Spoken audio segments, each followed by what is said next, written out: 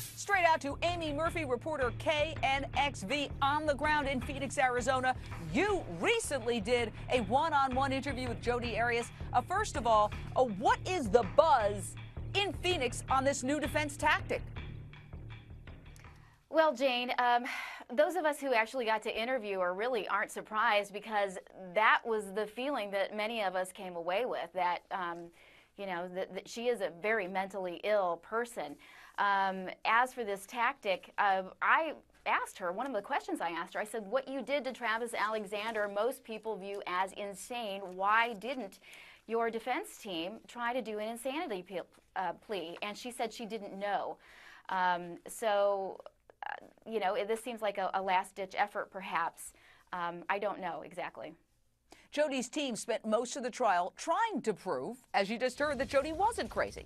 They even tried to prove that prosecutor Juan Martinez's claims that Jodi has borderline personality disorder are just completely wrong and false. You remember this.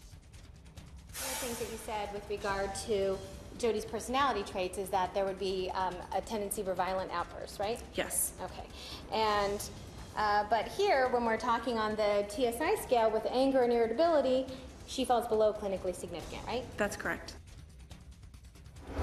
All right, let's debate it. Did the defense mess up by not embracing insanity from the get-go? You just heard defense attorney Jennifer Willman arguing with the prosecution psychologist who had said Jodi is a borderline personality disorder person. She's suffering from mental illness, and they're saying no, no, no. Was that a huge mistake? Starting with Jordan Rose for the prosecution. Oh, Jane, this is an absolute Hail Mary by the defense. You can't have it both ways. And Jodi may be, in our, common terms, she's insane. Sure, she's nutty. She killed someone. Anyone who's killed someone is clearly nutty. But the legal definition of insanity is, did Jodi understand the consequences of her actions? And this is a dictionary definition of someone who absolutely understood it. She planned it for months. She carried it out. And then she covered it up, for goodness sakes. There is no possibility that this woman is legally insane. Evangeline Gomez for the defense.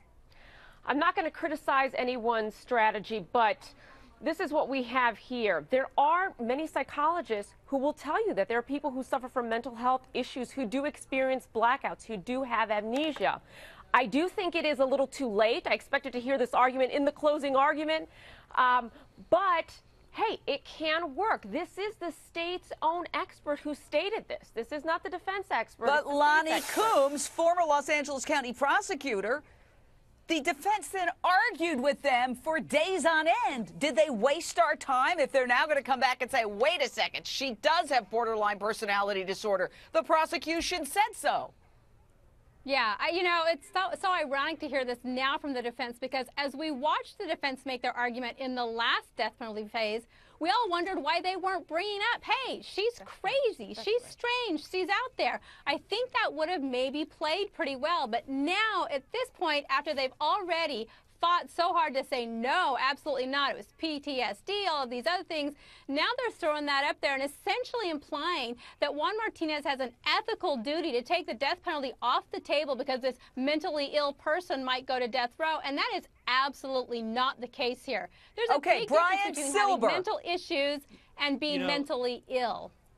As a trial lawyer, nothing kills me more than an inconsistent strategy. And I think that's what we see here. But it begs for further distinction. There is a big difference between claiming someone is legally insane and saying they have a mental health problem.